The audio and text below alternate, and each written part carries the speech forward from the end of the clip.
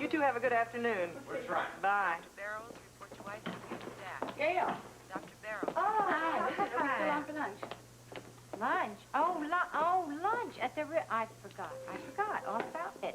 Your brother plans? Well, it was just that Lee called, and he sounded kind of urgent, something about Scotty, so I said I would meet them at Kelly's for lunch. Is it an emergency? Well, we don't know. The lunch was Scotty's idea. He said he had something important he wanted to discuss with us. I am so sorry not to give you more notice. That's all right. For heaven's sakes, not the first time I've been stood up. Oh, all right. I'll see you later. Okay, I hope it goes well. Thank you. Dow Jones down, interest rates up. Who the hell's a millionaire supposed to survive? What was that? Hmm? Oh, nothing. I was just pontificating on the state of the economy. Thought you'd be at the office. Yeah, I took the day off. Ever since your mother and her computers took over, that place has lost its attraction. Well, what brings your frowning face around here today? I thought you'd be at the hospital curing people. A day off. Oh? So, what's wrong? Your little lady busy elsewhere today? I don't know.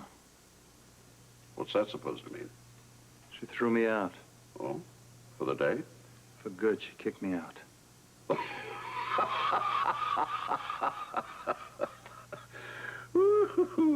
Well, Alan, here I was expecting a very dull and boring day. Sorry, I failed to see what's so funny. Well, I'm sorry, my boy, but irony always makes me howl. I knew I made a mistake by coming here. Oh, wait a minute. Where are you going? I don't know, any place. Well, I was hoping for something a bit more specific than that. Well, I'm sorry, Father. It's the best I can do. Well, why did you come here? Because I wanted to talk... I wanted to see my son. Yeah? Well, then where were you going? I don't know, a hotel, I suppose. Oh, don't be ridiculous, Alan. You're going to move right back in here where you belong. That's completely out of the question. Well, then why are you here? I don't know. I made a mistake.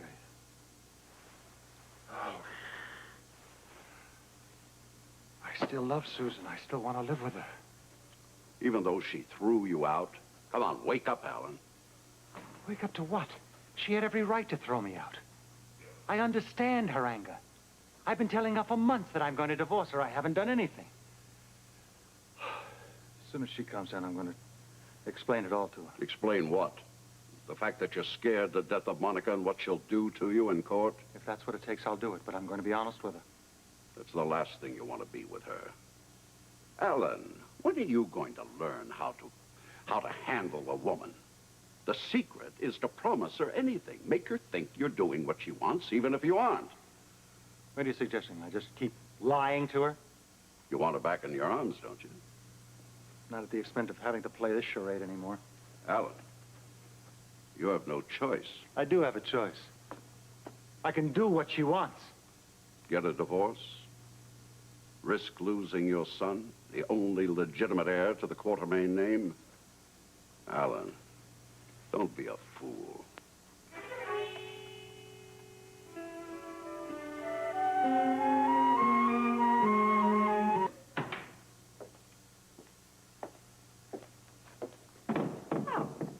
Alan? Hello? My, isn't it interesting how our paths seem to be crossing lately? Yes, it is, isn't it? I suppose one could attribute it to fate. Or bad timing. Yes. What are you doing here? Hey, I had the day off. I came to see my son. Aren't you supposed to be at the hospital? No, it happens to be my lunch hour. How long do you plan on staying? I hadn't planned on staying a long while. Well, I just couldn't help noticing a suitcase in the back of your car when I came in. Well, naturally, you jumped to some conclusion, right? Well, suitcases usually designate either comings or goings. Yes, I suppose they do. So which is it? Coming or going? Neither. Neither. Neither. I was just taking some clothes to the laundry. In a suitcase? Yes. Odd, Aaron. Very odd. Oh, Monica. What are you getting at? I don't know. It's something about a ridiculous suitcase that's making you very uncomfortable and even causing you to blush, Alan. Monica, I have a suitcase in my car. I had it there for a few days. I forgot about it. That's all. It's a suitcase in the car. Filled with dirty laundry. I would think you need a clean shirt by now. This is ridiculous. Oh, Alan? What now? Look, I just wanted to ask you if you'd be so kind as to give my best to Susan when you go home. If that's in fact where you're going.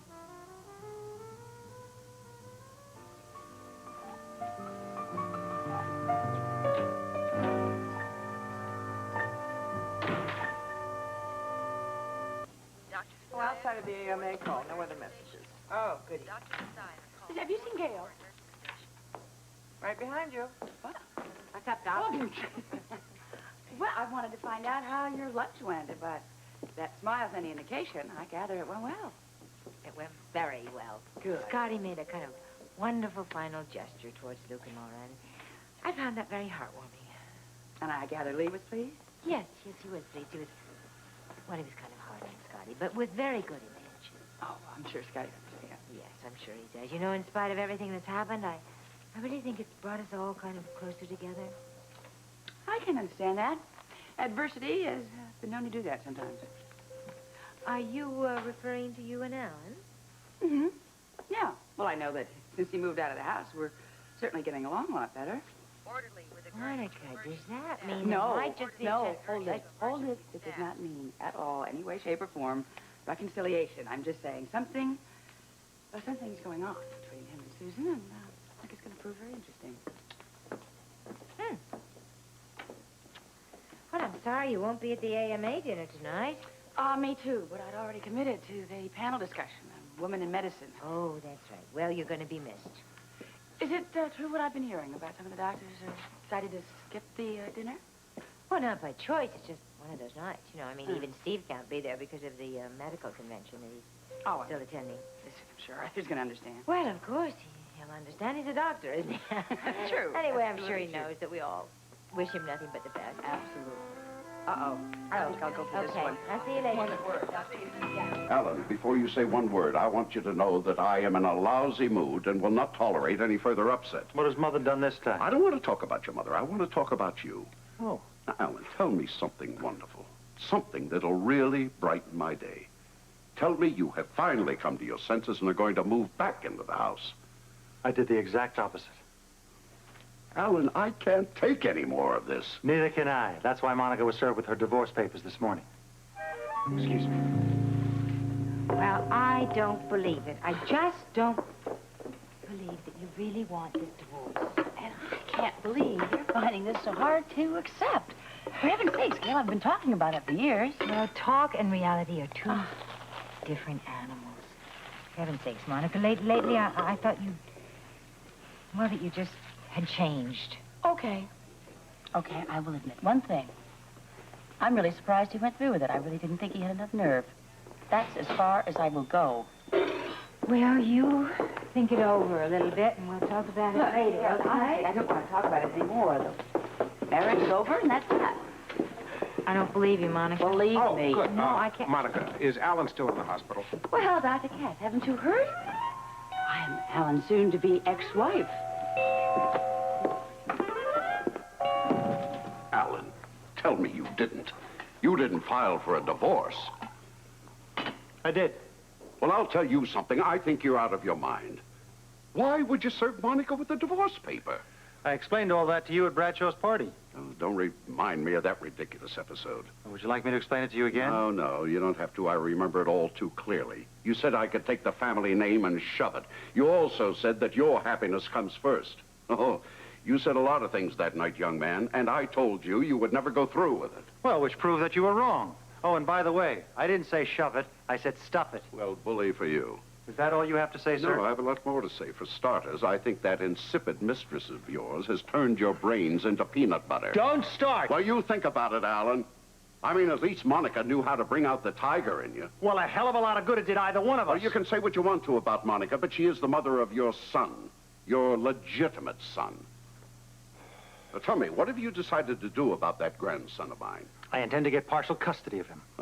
Well, exactly what I said before, Alan. You are a fool. Will you give me a break? Why don't you start picking on somebody else for a change? Oh, you mean your mother? What has she done this time anyway? Well, she's in some kind of contact with Robert Scorpio. Oh, Monica mentioned something like that to me the other day.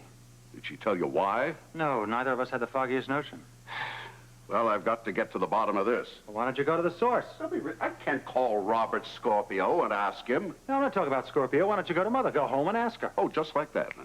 Just like that. And I will accompany you, and I will charm her, and she'll tell us anything we want to know. Well, if that doesn't work, I'll intimidate the woman and force her to talk. That won't be necessary, I don't think. And I hope not. The thought of her being involved with Robert Scorpio and Luke Spencer sure scares the hell out of me. My goodness, Mr. Quartermain, Dr. What in the world are you doing here in the middle of the day? I don't believe this.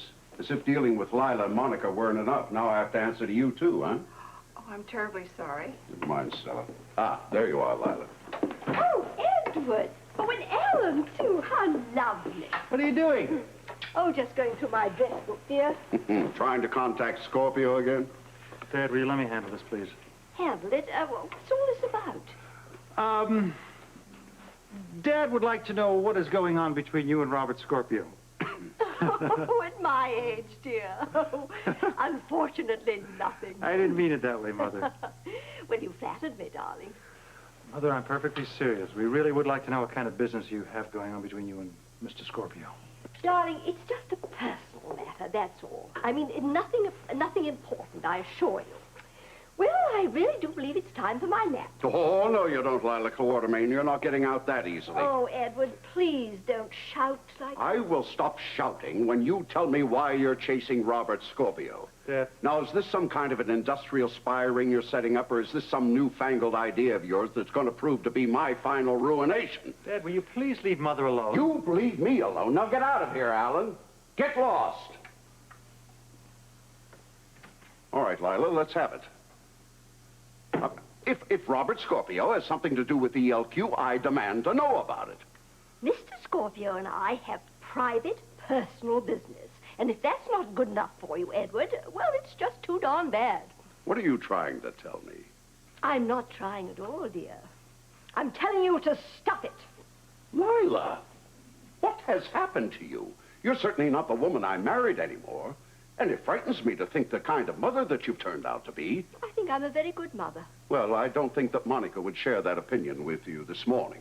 I know all about Monica and the divorce papers, and I'm just as upset about that as you are. You were the one who told Monica to sit it out. Well, I never dreamed that something like this would happen. It isn't a dream, Lila. It's a nightmare. I mean, you've destroyed your own flesh and blood. You've taken that viper Monica to your breast, and the result is we may lose our grandson. Oh, Edward, don't be so hysterical. Our grandson isn't going anywhere. How can you be so sure? Well, I know better, dear. I know Monica a great deal better than you do. And besides, like everything else, time will find a way. Well, for all our sakes, my dear, I hope you're right.